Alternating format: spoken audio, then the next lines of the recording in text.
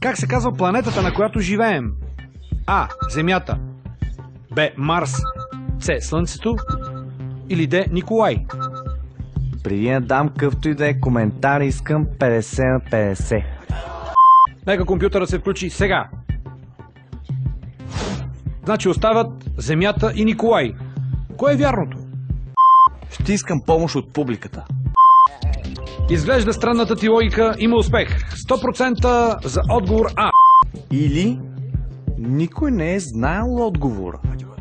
В такъв случай всички са посочили отговор А.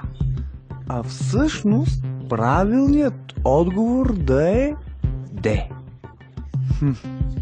Мисля да поискам и третият си жокер. Ти ме разбиваш. На кой да звънем?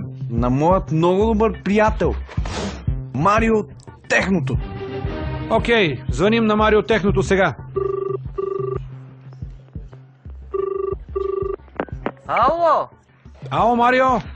Здравей, обаждаме се от любимото шоу на цяла България. Твоя приятел Онуфри ще ти зададе въпрос.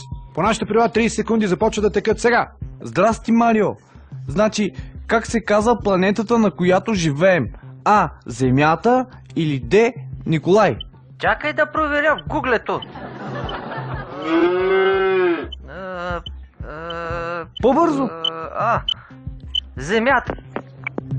Мисля, че в последният момент каза Земята.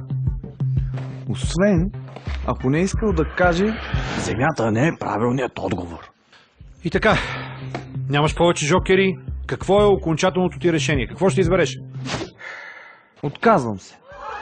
Но това ти е първият въпрос. Дори да не познаеш, не губиш нищо. Няма значение. Аз дойдох да докажа, че и ние блондините имаме нещо тук. И мисля, че постигнах целта си. Ех, то са Онуфри, бе! И така, дами и господа, Онуфри приключи участието си с сума